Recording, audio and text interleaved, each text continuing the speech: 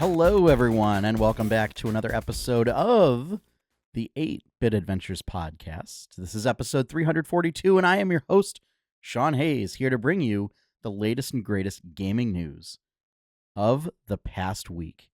Yes, just the past week, folks. I know it's been a couple months. This time, thankfully, no major illnesses. It was just holidays into vacations, and then there was like 1 week in which was not majorly sick, but just like we ended up catching a cold, but I did not sound great, and was just like falling asleep well before showtime. So, but we're finally back. Looking forward to getting back on a regular schedule. So I appreciate everyone's patience and thank you for your understanding. But holy moly, we got some stuff to talk about. Before we get into the news topics, I mean, there's some big stuff. For one thing, Sentinels of the Multiverse Dispiration for Definitive Edition actually went out. So those obligations have been fulfilled. So again, that was such a tragic situation where Greater Than Games basically got dissolved by their parent company, like while Sentinels like sat in a warehouse ready to be shipped. So they finally got the okay to ship them, and get them out to the Kickstarter backers. Like it was done. It was literally, they were in a warehouse getting ready to be loaded onto boats when the president instituted his idiotic tariff policy. And then it like threw everything out the window and caused mayhem. So, but that's fulfilled. So that's great. Mythwind Kickstarter for 2 new characters. That's pretty good. We've had Metroid Prime 4. Final Fantasy 7 remake for Switch 2. It's been great. And then the Warcraft Midnight pre-patch dropped, along with that player housing. So that will be the main topic, because I teased that I was trying to get back on track a little while ago doing episodes, and that was going to be the main thing. So that will be our main topic for today. So yeah, there's been a lot. There's been a lot. But we do have plenty of news topics to cover today, and I would like to get into that. So, without further ado, let's talk about the news.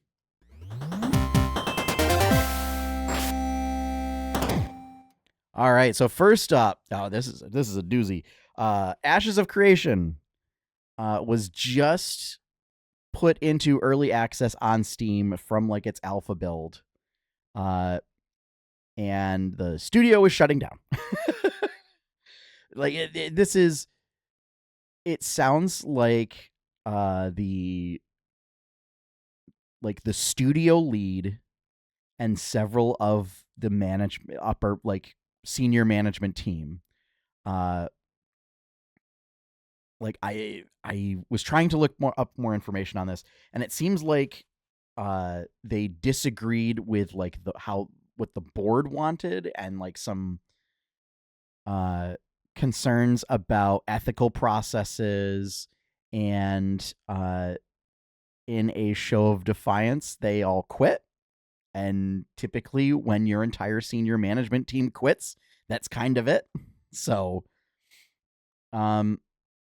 yeah, so it's just wild. And now like IGN had an article where in the headline it said, and now Steam's investigating. And it seems more that like it's enough people have like filed complaints about their Steam purchases that Steam is just like looking into the issue. It's sort of their boilerplate response of just whether perhaps this like got put into early access and then immediately shut down. It might not have intentionally been vaporware, but like if it looks like vaporware and smells like vaporware, and walks like vaporware, maybe. So at the very least, if refunds should be issued.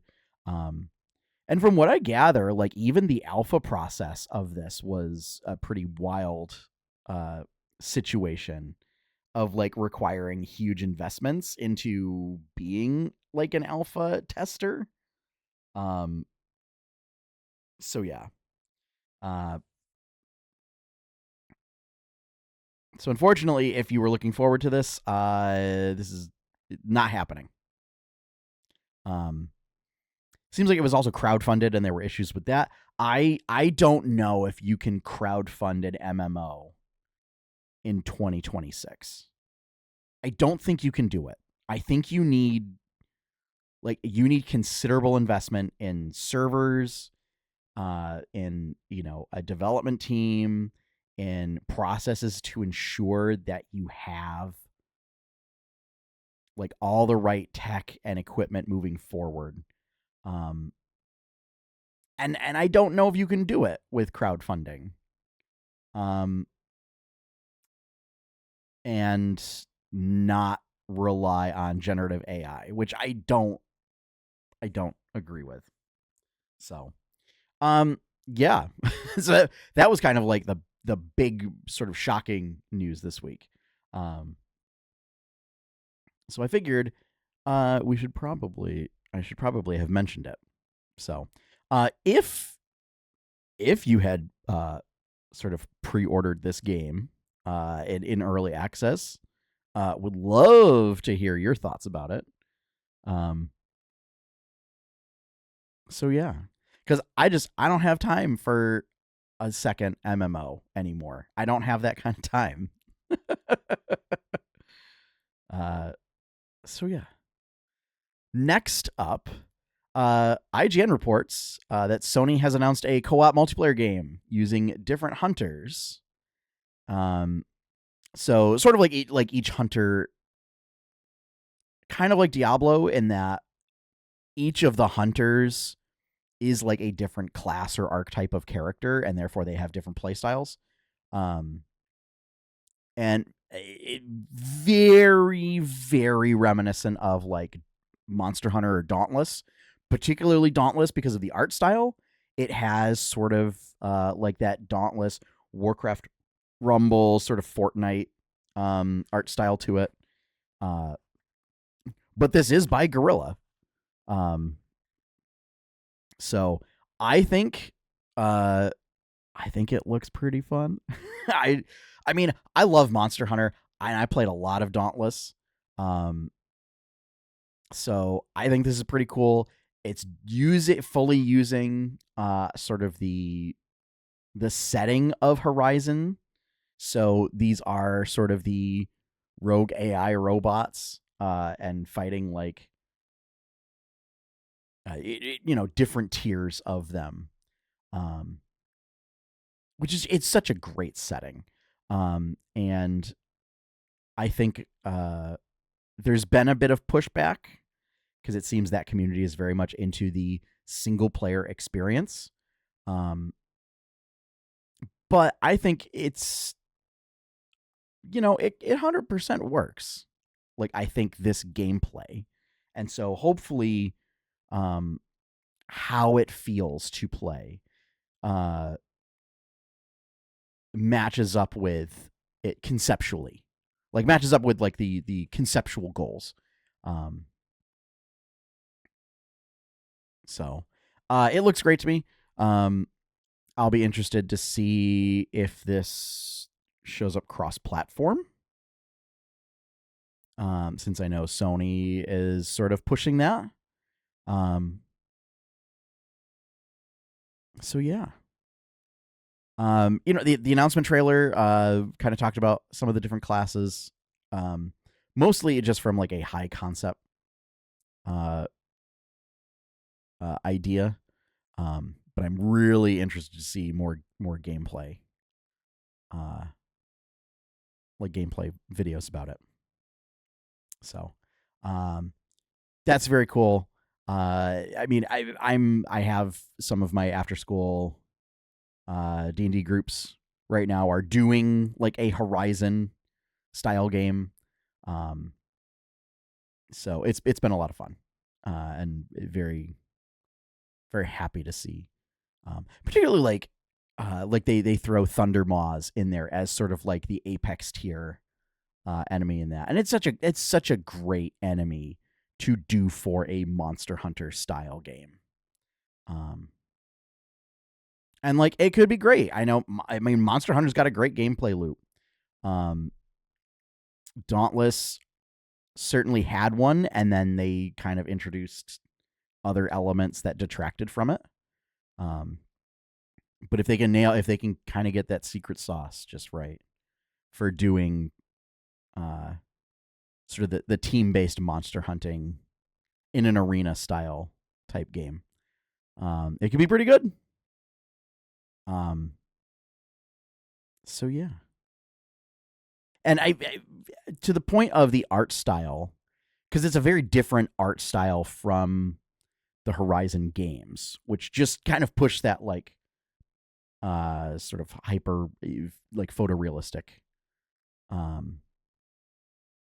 simulationist art style, whereas this is much more cartoony, and again like Fortnite esque, and I wonder if a lot of I wonder if it's a conceptual choice to try and capitalize on the success of Fortnite, that a lot of studios are doing this, or if there's something inherent in the game engine that's being used that just lends itself better to this art style.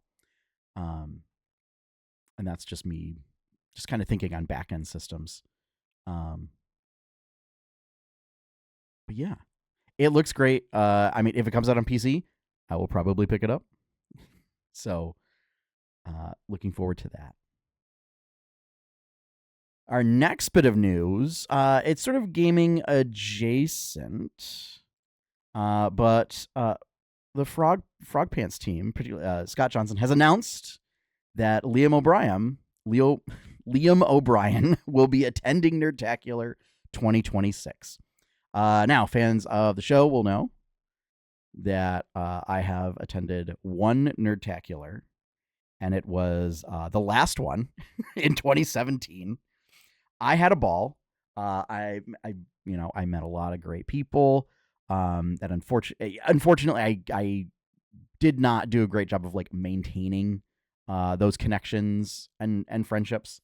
Because just after that point, it was like I got married, we had kids, pandemic, and all that stuff. And then like they would do smaller gatherings out in Las Vegas, and it just did not have the time nor the funds to attend those. So unfortunately, I will not be attending Nerdtacular 2026, which makes me extra sad that this was announced. But so Scott Johnson, who owns Frogpants, and host of The Instance, which you may or may not be aware of as sort of one of the premier World of Warcraft podcasts, has a lot of connections to folks like Liam. Through that, given Liam's work with Blizzard, for Warcraft as the voice of Illidan Stormrage, and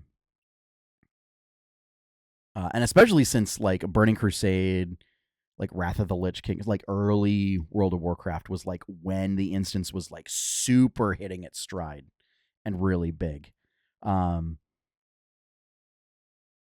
So that should be a great time. I'm kind of jealous of everybody that gets to go. But I will definitely be catching the VODs on this one.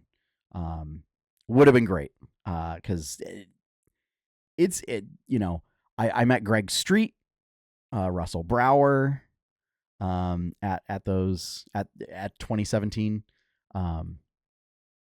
and it was a great time.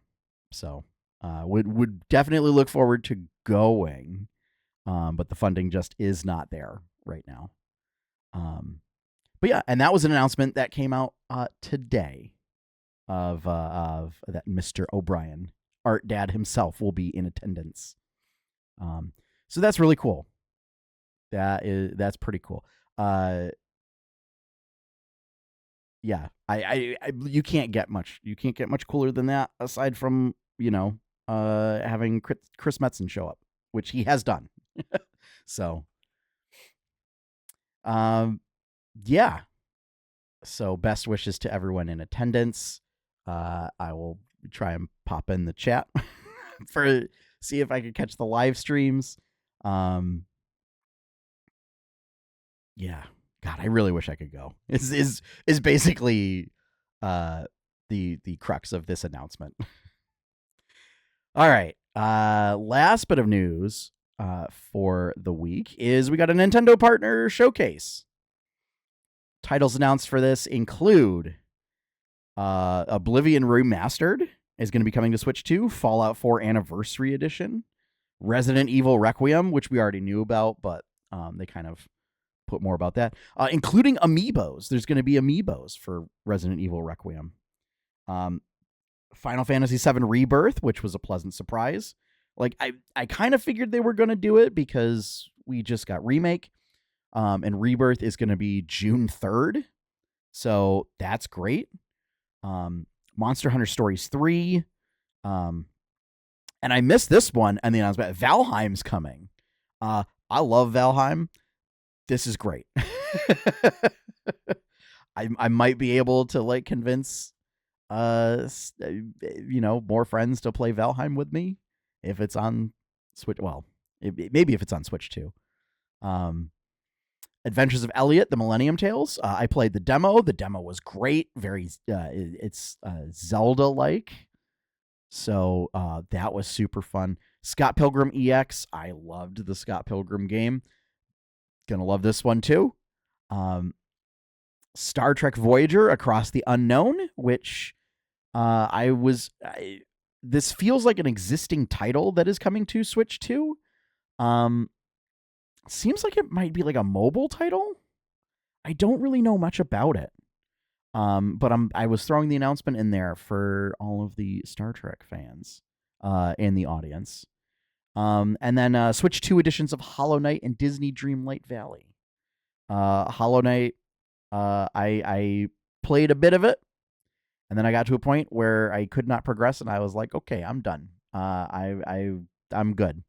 But Disney Dreamlight Valley is one that I didn't really get into, and I wanted to because it's right up my alley. Like, it's not just like cozy, like community building, collecting type game, but then it's also Disney. So I missed the boat on the first time around, so I may pick it up this time, or may put it on my wish list for like a sale price. But yeah, it's great. So yeah, a lot of great titles there. That is not the full comprehensive list, but those are ones that stuck out to me.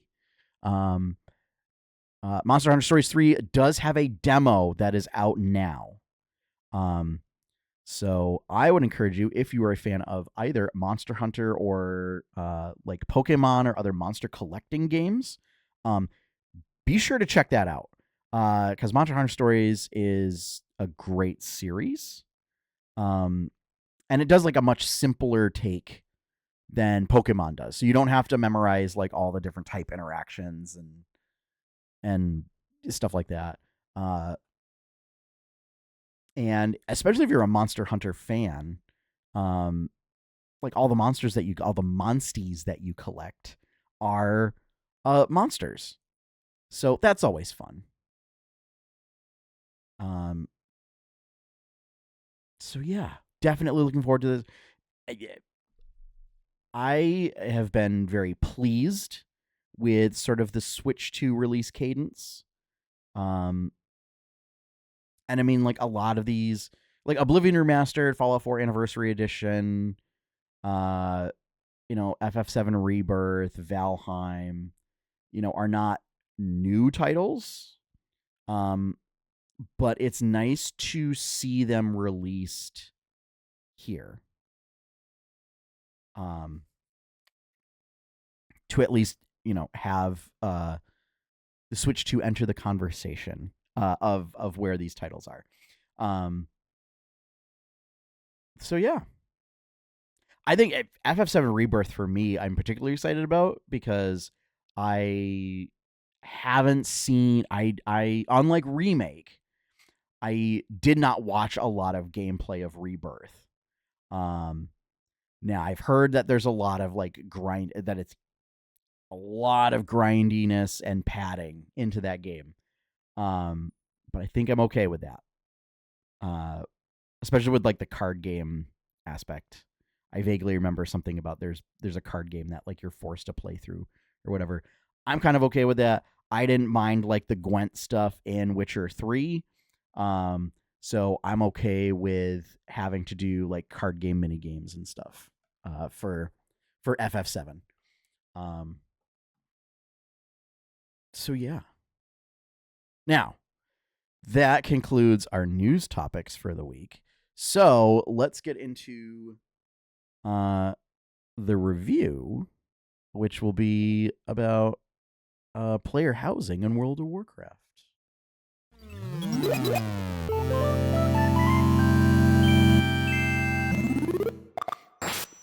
Now, if you've seen any of the episodes that I've been on with Geeks with Issues 20XX, go check that out over on the Geeks with Issues channel. Yeah, I've talked about player housing a bunch. I've had a couple episodes where I'm like, yo, I want to talk about player housing. I love designing strongholds, player housing, base building, stuff like that in games. I love it almost as much as fishing. So, this has been huge for me, is now that player housing is in Warcraft. And I'm going to start things off by saying, like, just as far as to sum up how I feel about it in the game, is it's great. I think I think Blizzard did a great job. Like, they set up a housing team. And I think especially for like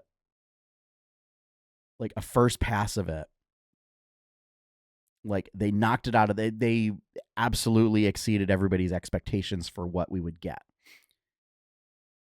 Now, there were some shortcomings in like the user interface and things like that that have been iterated upon and improved. So it also shows that this team in particular is listening to player feedback. And when they can implement things, they have been implementing them as far as fixes and things like that. And there are features that are not currently in there that are being requested, that they're like, we hear you, we are working on a solution for that. So these are things like having battle pets or companion pets being visible in your house. So sort of like they were in garrisons, where they were like random battle pets that were in your collection. I think they might have been ones that are favorited. You can see them just like wandering around in your garrison. They want to have that functionality or something similar for your house. Same thing. They want to have your mounts. They want to be able to like have like a hitching post for mounts outside so that you can show off your mounts. It's great. I think the fact that they understand These are things that players want and are actively working on solutions for it. Really shows that they want to invest in this feature that does not affect player progression or player power. And I think that's a good sign for the game. So, if you're not familiar with it, let's talk about what player housing. So player housing is what it sounds like. This has been a feature that has been long requested in World of Warcraft. They have been trying to figure out how to make it work since alpha of vanilla. And they haven't been able to get the systems working for it until now, where they finally had a team like coalesce together and figure out mechanics and how to implement it. So you can have 2 houses per BattleNet account, one Alliance house and one Horde house. There is an Alliance so there are Alliance neighborhoods and there are Horde neighborhoods. These neighborhoods exist in an instanced area, where the Horde neighborhoods are in a location called Razorwind Shores, and Alliances are called Founders Point.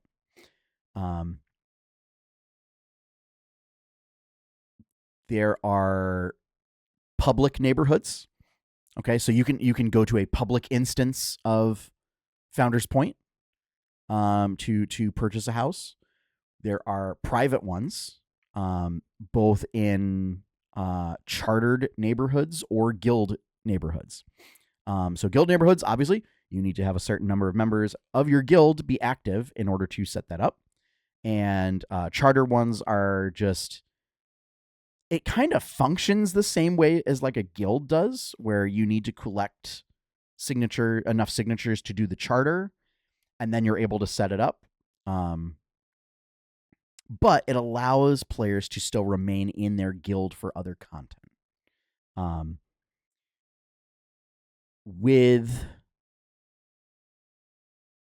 So one of the nice things is there is essentially no limit on the amount of housing available, so that you don't run into the issue that Final Fantasy XIV has of this is a limited quantity, so you might not get it.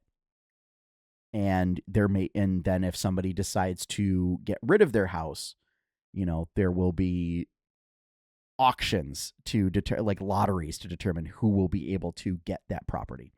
This is just is 1,000 gold, which in 2026, not a lot. You could do like 2 world quests that offer gold and make that money. And then you buy a plot. And then if you ever want to move your house to like a different plot, different neighborhood, it is then free. So like once you pay the $1,000 to have a house, you can then move it at your leisure without having to pay extra. So that's great. Makes it affordable. It's way more affordable to have a house in Azeroth than it is in real life. Now, so you pick a plot in that neighborhood, okay? And there's like, I don't know, like 50-ish different plots or so. Maybe it's like 30. There's a lot. There's a lot to choose from. And if you're looking at public neighborhoods and, you find a neighborhood and you can't find the plot you want, you can just keep looking at different public neighborhoods to see if one comes up. And with the private neighborhoods, obviously you can like negotiate with other people to try and get like a plot you want. I started with a public neighborhood and then switched to a charter one that was being set up by some really great folks that had put posts up on the WoW housing subreddit. And it's been great. It's a thing where all that is asked is, number one, to follow like the social contract that Warcraft has. So like, don't be a jerk. Don't be a bigot. Things like that. Very easy to follow. And then just to keep your house open, keep your house and your plot open for people to come visit, because people want to come see your stuff. Which I was doing anyways because I want to show it off. So yeah, so once you join a neighborhood, there are now community-wide goals called endeavors. And what endeavors do is they give you like a set of like tasks, like repeatable tasks that give you like housing coupons to buy furniture related to the faction that is putting on that endeavor. Now, if you're in a public neighborhood, the endeavor is determined randomly.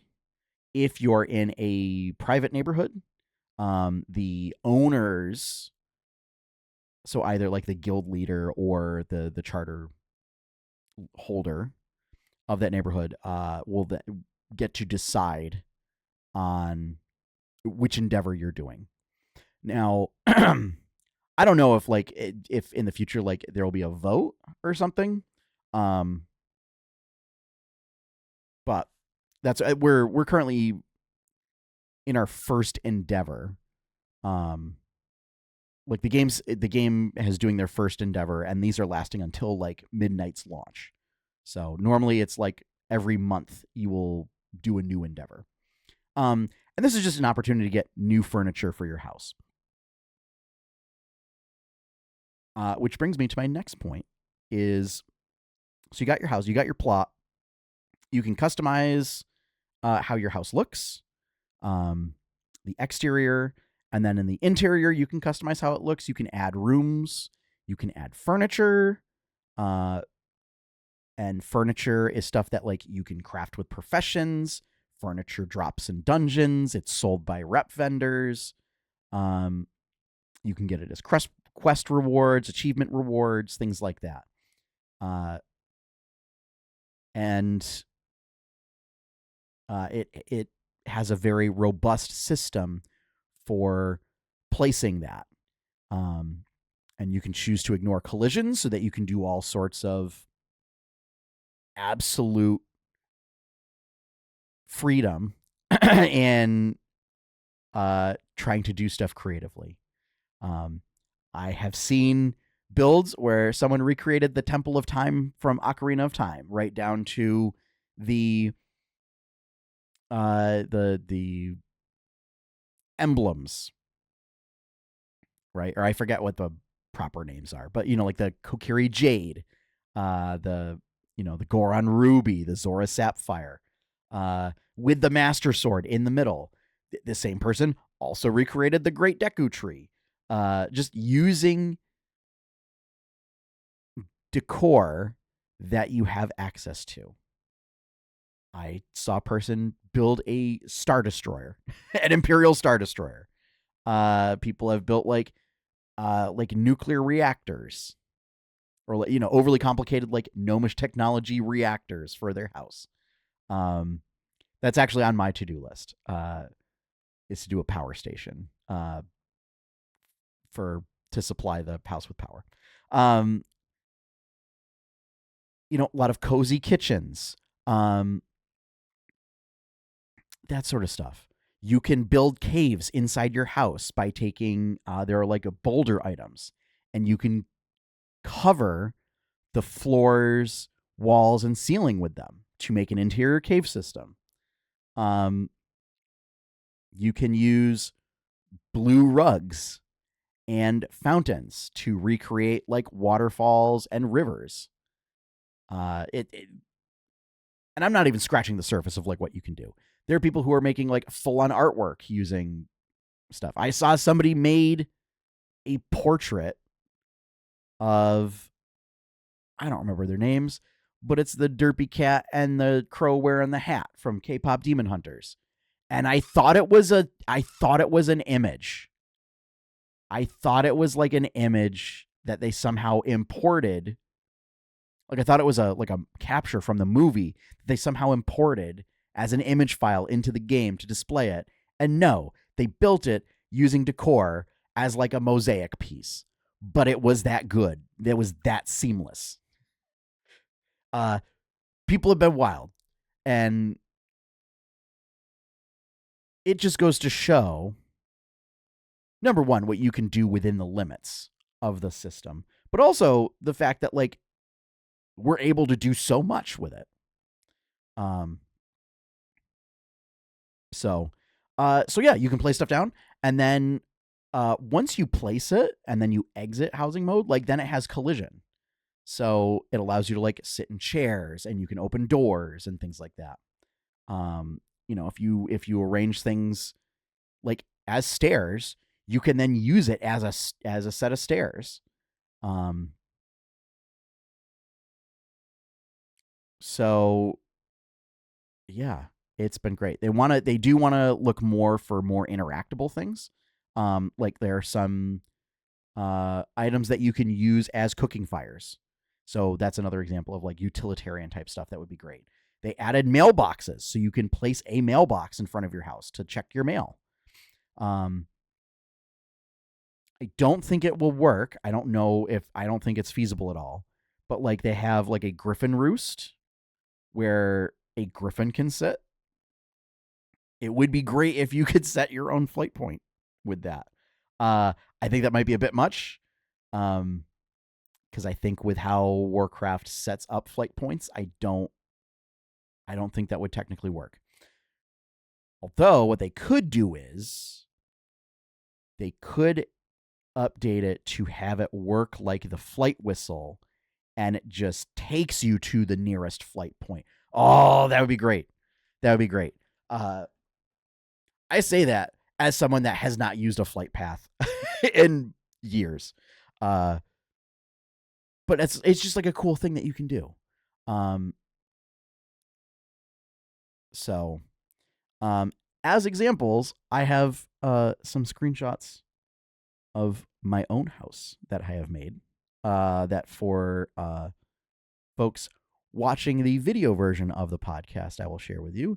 But I will be happy to provide audio descriptions for the audio listeners,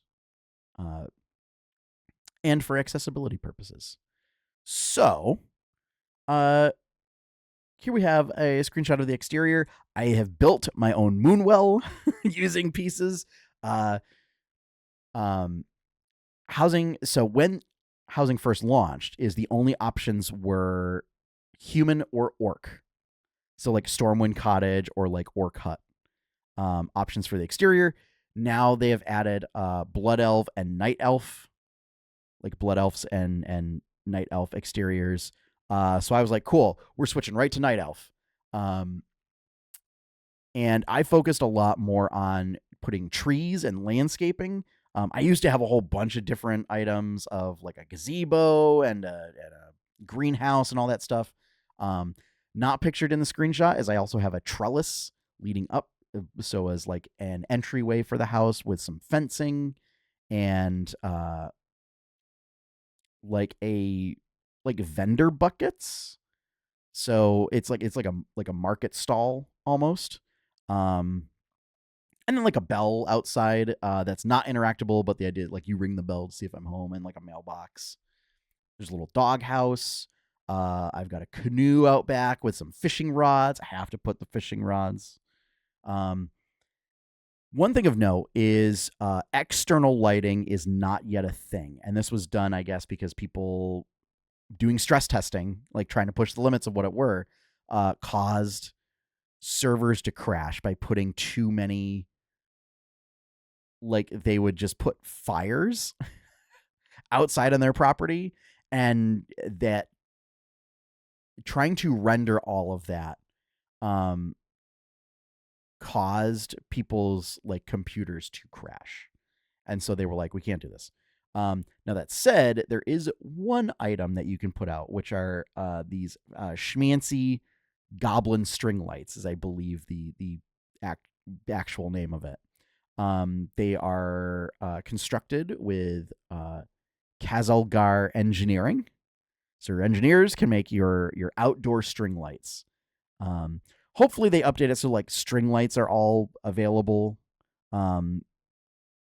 Because I much prefer the Borealis string lights, which you get from a vendor, I just like the look of those better than the goblin string lights, but um and then from the exterior we go to the main hall, which is sort of a tavern style dining hall. I've got a bunch of disparate furniture in there that like I will update at some point, but I like the look of like kind of a ramshackle tavern for all of my characters to gather.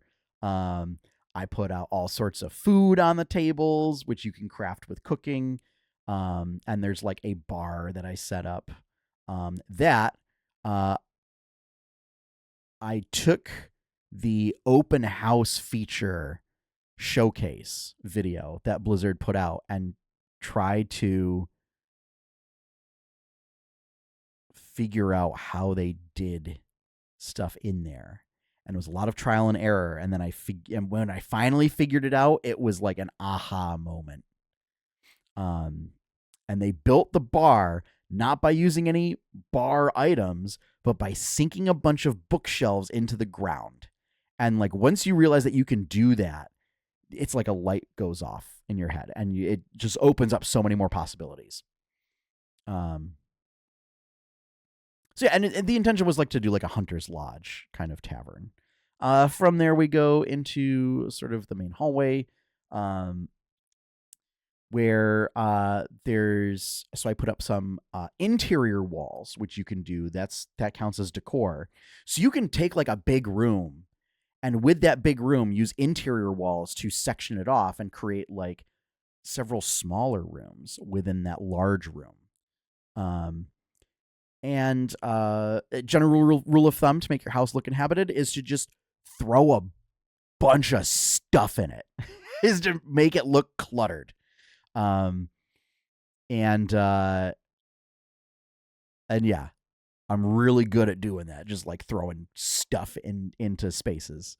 And like from this interior space, it goes down like a hallway into a Draenei section. That I think I'm actually going to demolish that and rebuild it out as a longer hallway and have like the power station be at the end of that.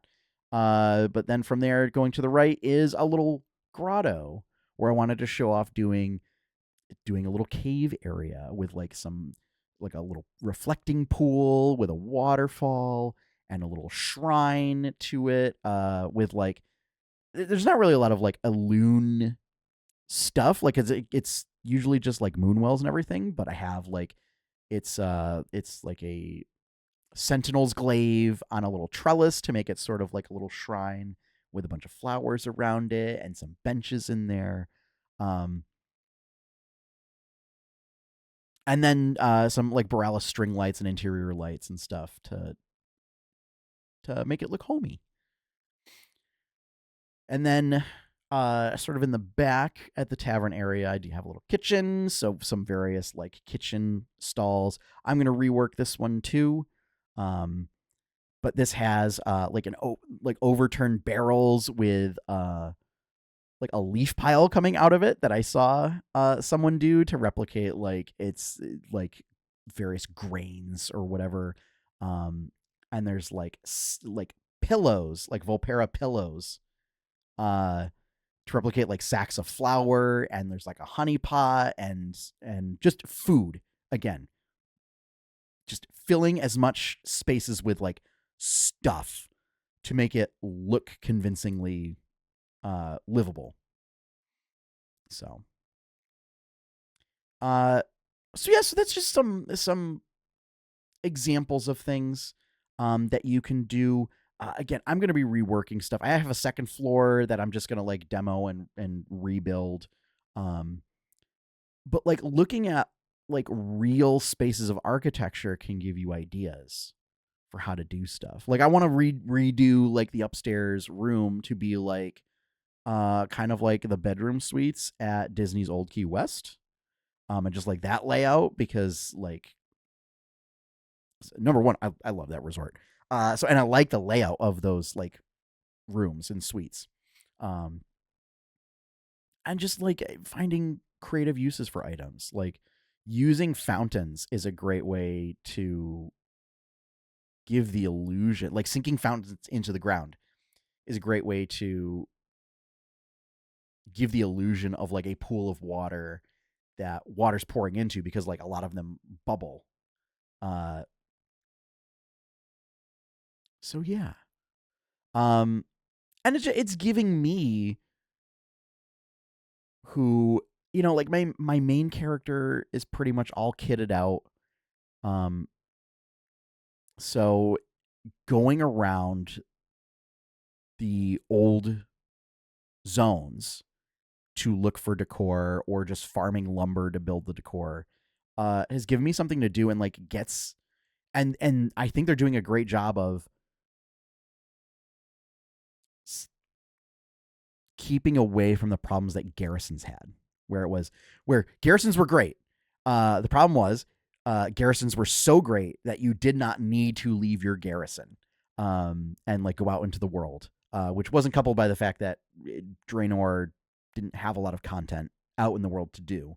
Um, this, the content to get you out and like to get the decor and everything, forces you back out into the world. And so it was like, I went back and did like the battle for Darkshore, which like I did not want to set foot in ever again. Like the moment that concluded, I was like, all right, cool, Zadormi, take me back to before all this nonsense where Teldrassil burned, so I can go back to all those places. So like I had to turn that off so that I could go farm some furniture that dropped from bosses there. Running old dungeons.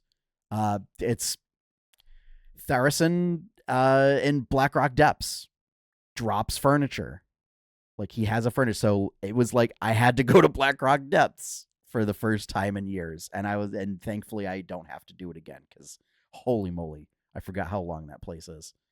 And that was using a shortcut, mind you.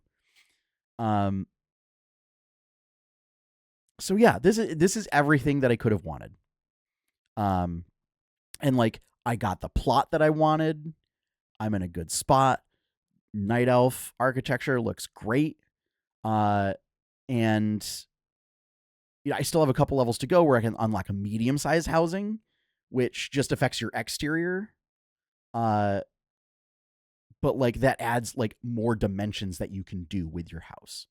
And like as you collect furniture, the first time you collect a piece of furniture, you get house XP, because of course they had to put a progression system in there. And so as your house gains levels, you get more points to put furniture in your house, as well as more points to add rooms. So I feel like at extremely high levels, houses are going to turn into like their own major castles where there's like hundreds of rooms. So I am ecstatic to see what the community is going to come up with that, because people are already doing like, so the only rooms that you can do stairs in are like these massive stairwells, but you can do an empty stairwell to just have this big, massive empty room. And people are using that to build their own like interior exteriors. So I've seen a lot of people who are doing like river walks where they build all of these little like mini houses and market stalls inside of their own house. And that way then they can get around, like they can do the exterior lighting, but it's really interior. And it looks great. Like you could not tell that like this was all just using interior pieces. So yeah, it's great. It's like I was kind of taking a break from Warcraft because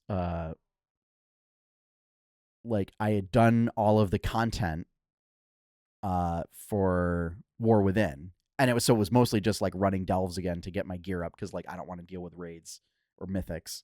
So like there wasn't a lot left for me to do, because it's in that like until the next expansion lull where it's like, okay, so you know, pet battles and transmog and doing legacy content and stuff like that.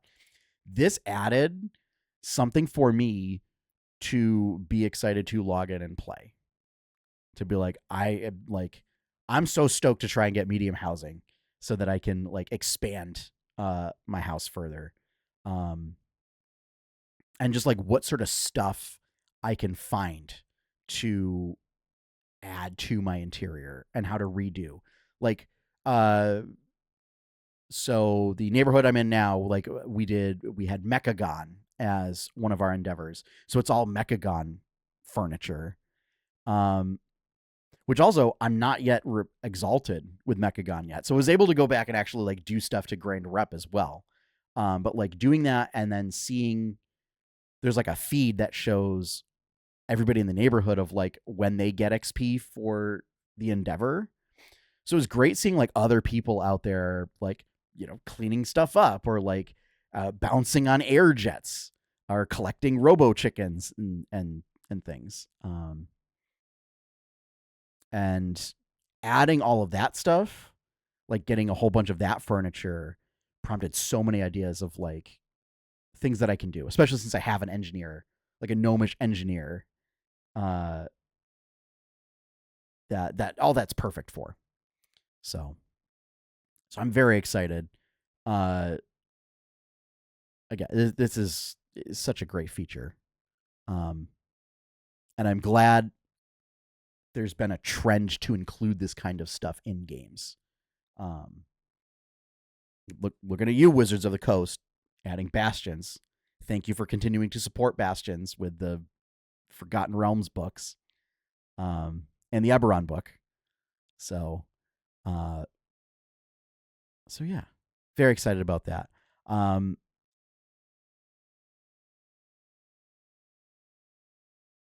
And I look forward to building upon it more.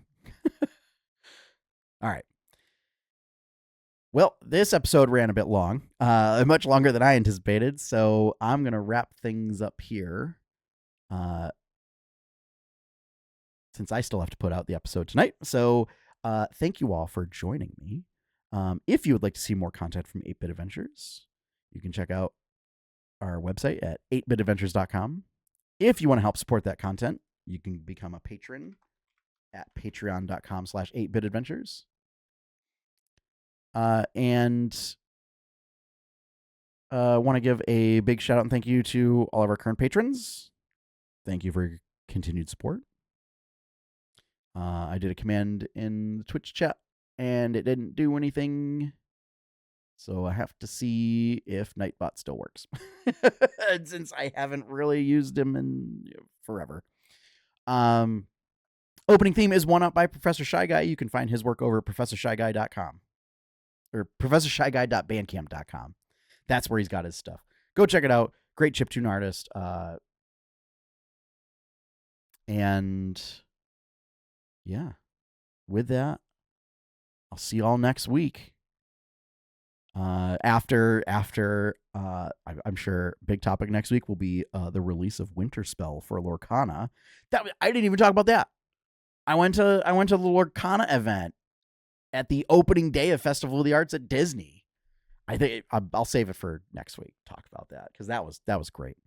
So with that, I'm heading out. So as always, everyone, have fun, happy gaming, and enjoy your pie cake.